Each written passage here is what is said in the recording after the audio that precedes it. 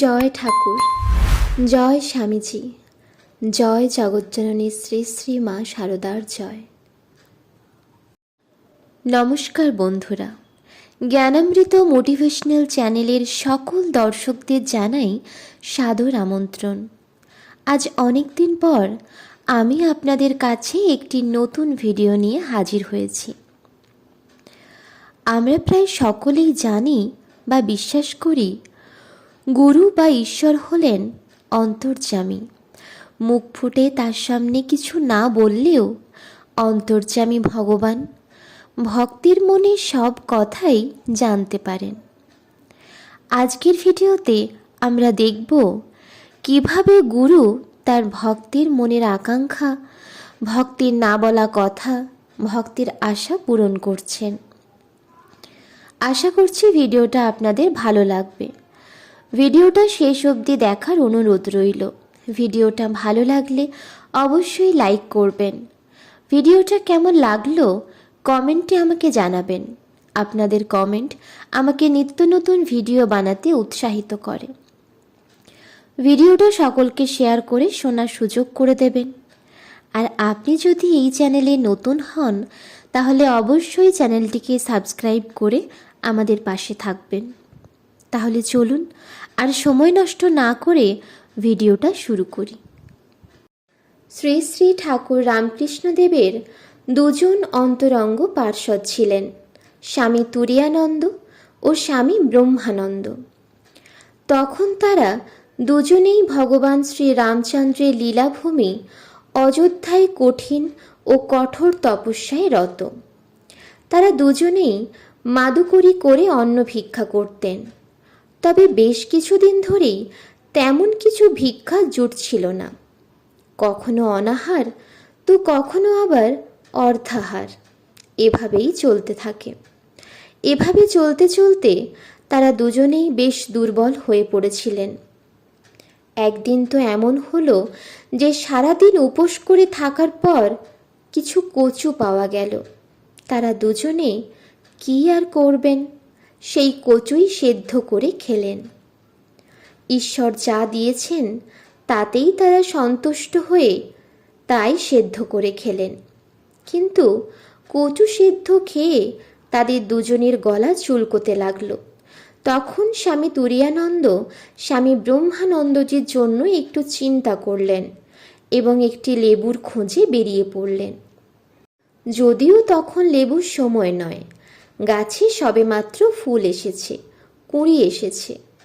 স্বামী তুরীয়ানন্দ মহারাজ অনেক খোঁজাখুঁজি করেও লেবু না পেয়ে ফিরে আসছিলেন। তখনই হঠাৎ তার চোখে পড়ল একটি গাছে কেবলমাত্র একটি লেবু আছে। স্বামী তুরীয়ানন্দ মহারাজ তখন ওই লেবু গাছের মালিকের কাছে লেবু চেয়ে নিয়ে স্বামী ব্রহ্মানন্দজি মহারাজের কাছে পৌঁছলেন এবং তাকে ওই লেবু খাওয়ালেন। তাতে গলার চুলকুনি কিছুটা কমল। গলার চুলকানি ও ব্যথা এবং খিদের জ্বালায় ও অভিমানে ভগবান শ্রী রামকৃষ্ণের উদ্দেশ্যে স্বামী ব্রহ্মানন্দজি বললেন, এক মুঠো অন্নই যদি জুটিয়ে দিতে না পারলে তবে কেন ঘর থেকে বার করেছিলে? শোনো ঠাকুর, যদি কাল সকালে তুমি গরম গরম খিচুড়ি আর চাটনি খাওয়াতে না পারো তবে বুঝবো তুমি নেই, আর যদি পারো তবে বুঝবো তুমি আমাদের সঙ্গেই আছো। ঠাকুরের ওপর তার খুব অভিমান হয়েছে।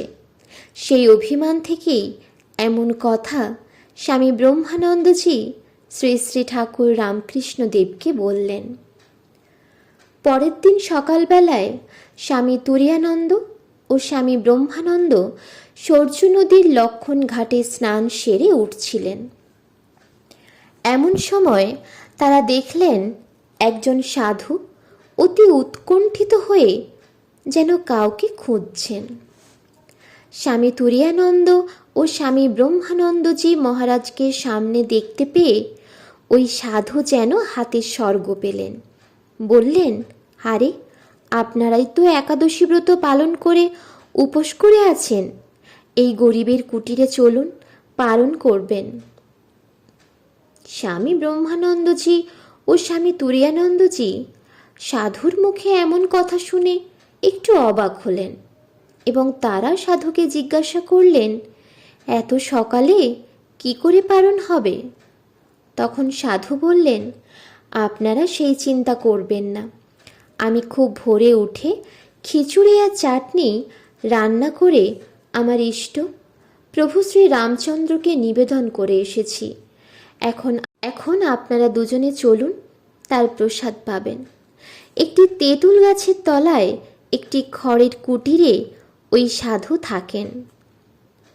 সেখানে তিনি গত 25 বছর ধরে তার ইষ্ট প্রভু শ্রী রামচন্দ্রের দর্শনের অপেক্ষায় তপস্যা করছেন।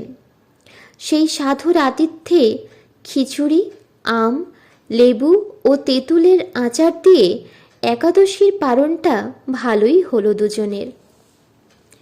তারপর সাধু বললেন, আজ আমার পরম সৌভাগ্য। আজ 25 বছর ধরে আমি এই গাছতলায় ভগবান শ্রী রামচন্দ্রের দর্শনের আশায় বসে আছি।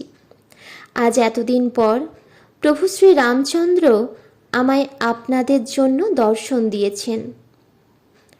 সাধুর মুখে এই কথা শুনে স্বামী ব্রহ্মানন্দজি ও স্বামী তুরীয়ানন্দজি অবাক হলেন। সাধুকে জিজ্ঞাসা করলেন, কি হয়েছে? সাধু বললেন, কাল শেষ রাতে কে যেন নরম হাত দিয়ে আমাকে ঠেলে তুলে দিয়ে বললেন, এই ওঠ ওঠ, আমার খুব খিদে পেয়েছে, শিগগির খিচুড়ি রেঁধে আমায় ভোগ দে, আর ভোরবেলায় লক্ষণ ঘাটে গিয়ে দেখবি আমার দুজন ভক্ত স্নান করছে। তারা দুজনেই একাদশীর উপবাস করছে, তাদেরকে ডেকে এনে প্রসাদ খাওয়াবি। কুটিরে নিত্য পূজিত ভগবান শ্রী রামচন্দ্রের ছবিটি দেখিয়ে সাধুটি বললেন, আমি স্পষ্ট দেখলাম প্রভু স্বয়ং আমাকে তার 2 হাত দিয়ে ঠেলে তুললেন। আজ এতগুলো বছর পর আপনাদের দয়ায়, এত বছর পর প্রভু শ্রী রামচন্দ্র আমায় কৃপা করলেন। স্বামী তুরীয়ানন্দ মহারাজ ও স্বামী ব্রহ্মানন্দজি মহারাজ নিজেদের কুটিরে ফেরার সময় কালকে রাত্রে ঠাকুর শ্রী রামকৃষ্ণের ওপর অভিমান ও অনুযোগের কথাগুলি আলোচনা করছিলেন। ঠাকুর যে সবসময় তাদের রক্ষণাবেক্ষণ করছেন এবং পরীক্ষা করছেন, সেটা আরেকবার জেনে তার এই 2 অন্তরঙ্গ পার্ষদ শিষ্য স্বামী তুরীয়ানন্দ ও স্বামী ব্রহ্মানন্দ পরম সন্তুষ্টি লাভ করলেন এবং ঠাকুরের যে মহাবাক্য, যে রাম সেই কৃষ্ণ, ইদানিং সেই রামকৃষ্ণ, আরেকবার যেন প্রমাণিত হলো।